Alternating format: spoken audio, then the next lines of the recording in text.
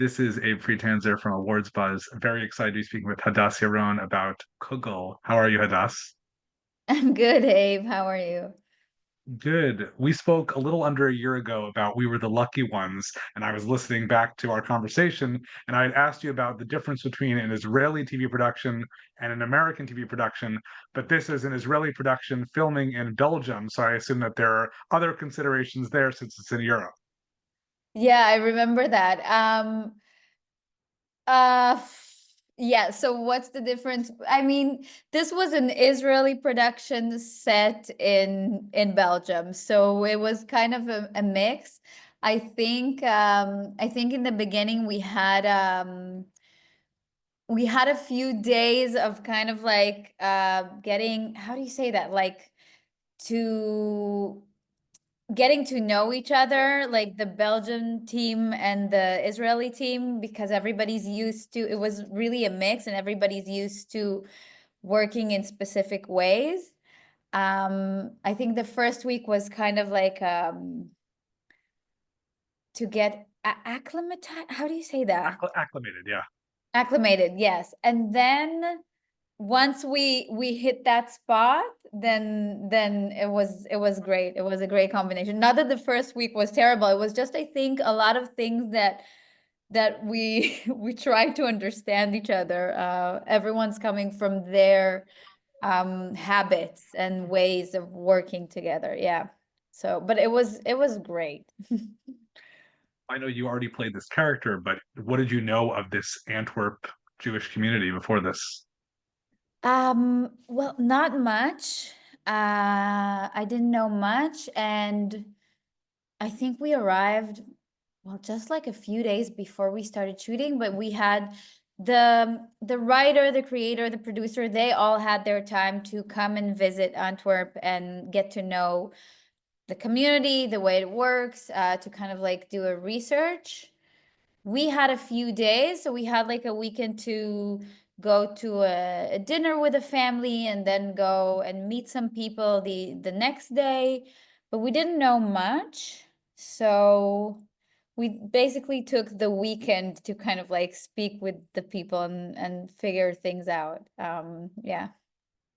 I feel like a lot of it still seems like a bunch of it could just be set in Israel, except when she's on the bus. The bus is like the chance to sort of, even though she runs into people from her community, it's still like that's the most sort of exposure, at least in the first four episodes, that we get to the outside world.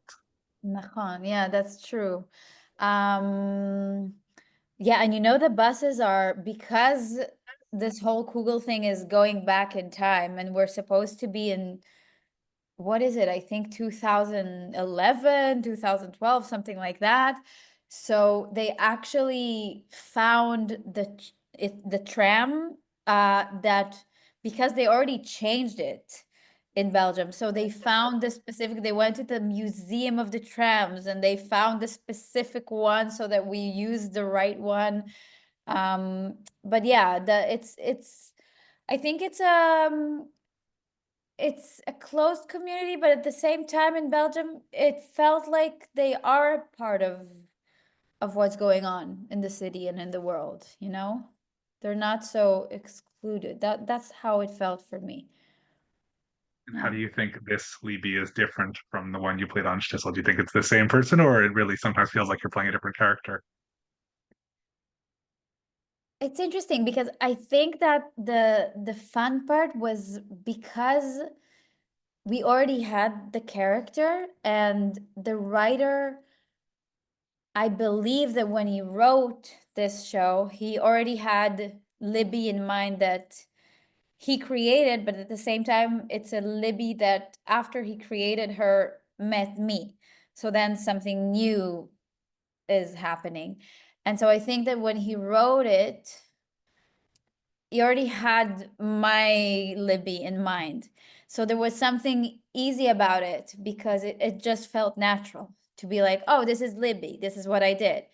At the same time, it always meets the person you are. And it's been like, has it been 10 years? I don't know. It's been a long time. So it's meeting me as a new person, but I'm supposed to play a younger Libby. So you also try to take that into consideration. She's supposed to be a bit younger in mind, but she meets a more mature human being. So I don't know. It was an interesting mix. I think it turned out okay, I hope. Yeah, well, also we know the future, but we still get to get invested in these romantic storylines and other things. How does it feel to be diving into things, even if we know that they're not, we know that nothing's going to work out because we already know how the future is. I know it was weird. It was weird. I asked now that it came out in Israel, so whenever people tell me, "Oh, we're watching it, we're loving it, blah blah blah," I always ask them, "Did it bother you that you knew that you know what the future is?" They were like, I think one person said like, "Yeah, because I know it's not gonna work out," but most of them were like, "No, I was just diving into the story and it didn't matter." And I always think about it as if it's like the Stiesel universe, like the Marvel universe, and in a way we kind of like we did this glitch in time. And so maybe this story somehow continues on a different timeline, even though we know where it's going, but maybe there's another universe where something happens. So yeah. Like that. Well, I would hope people only say nice things to you, but do you feel like people, how do people feel about this compared to Shtisel? Does it feel like a continuation, or are they reacting in different ways? Um, People are very kind in their reactions. I think, I mean, I guess if they have something bad to say, they just don't say it, which is actually a very nice and kind gesture. Because if you don't have anything good to say, then why say it? So the people that are reaching out and saying things are always saying beautiful things. They're always enjoying the fact that even though it's a very different Stiesel, like it's different, but they still get to enjoy the taste of it, some of the characters, something of the world. It is different, but they like it. Um, so that's good. We're going with your, multiverse theory. Is there a, suitor that you would hope that Libby ends up with based on what we've seen so far? I do have a preference. I do have a preference. I'm actually very curious because I think, I mean, if this continues to another season, I wonder what they're gonna do. But I think it's pretty obvious. No, what do you think? I mean, yeah, I again, I've only seen 4 episodes, so I don't know exactly, but Okay. I feel like there's something to like about both people we've seen so far. But I No, think I know which one you're leaning towards. which one? I think the gentleman at the newspaper. Yeah, I think so. I think Well, so. you do get to spend a lot of time with another man who, of course, is playing your father, and that's Hassan Goodbye. What is it like to get to, be bringing these characters over here and just another chance to share scenes with him? I mean, it was great because basically in Stiesel, we didn't have much together. We had a few important scenes, but mostly on set, I didn't get to do much with him. So it was a really wonderful thing that happened in this show that the focus actually started from a story of a father and daughter. And we actually had, because a lot of our scenes were in the house, and you go by location. So we had like 2 intense weeks of filming in the house and just filming all of our scenes. And then when we finished the house location, it was kind of like, oh, Sasson. So that's it. Like then the rest of the shoot was just like, oh, I'll see you in this little scene one time. Like, so there was something sad about it, but it was also really beautiful that we had this time to work together more than we had on Stiesel. So it was lovely. Sasson is by far one of the most, like one of the greatest actors in Israel and in general.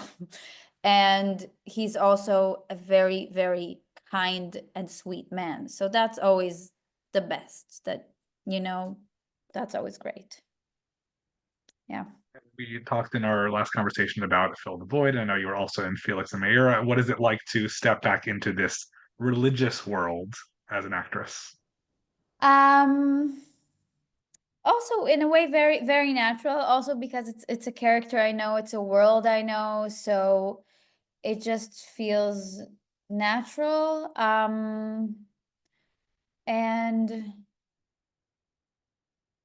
my brain stopped. What does it feel to get into this world? Yeah, at the end of the day, it's just like it's a story. It's a story about this girl, what she wants, what she feels. So you just put your focus on that, and then while you do that, you have like, oh, I need to kiss the mezuzah while I do it. So it's kind of like an extra. I feel like it's not necessarily the essence of the story and of the character. Yeah. I know that the show is already out in Israel and now it's coming to the world, but you obviously filmed it a while ago. What are you working on now? Is there anything coming up that you can preview? Um, there is a beautiful film coming out that I did. Well, Israel, everything is so slow. So I did it like 2 years ago, and it's finally coming out. A lot of things got kind of like stuck in the last 2 years. So it's coming out in a few weeks, and it's a beautiful film, and it's called Milk in English, or The Milky Way, maybe they called it in English. Um, and it's a very beautiful film by Maya Koenig. She's the director. Um, and also, um, I'm going to be filming something in a few months, but right now I'm like very pregnant at this moment. So the next big thing I do in the next 2 months would be something else. And then afterwards, it's nice to know that I have like a project coming up afterwards. It's nice to have like a moment in time when you'll be back in to what you're doing. Yeah.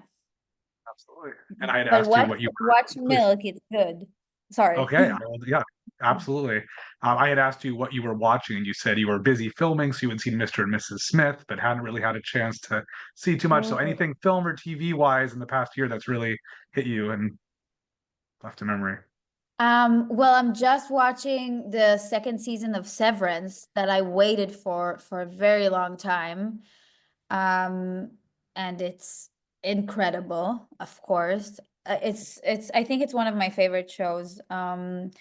So I'm watching that now. I'm waiting for the next episode. Um, and I just started watching The White Lotus yesterday, the first episode. So I want to see where that goes. Everything is pretty dark though.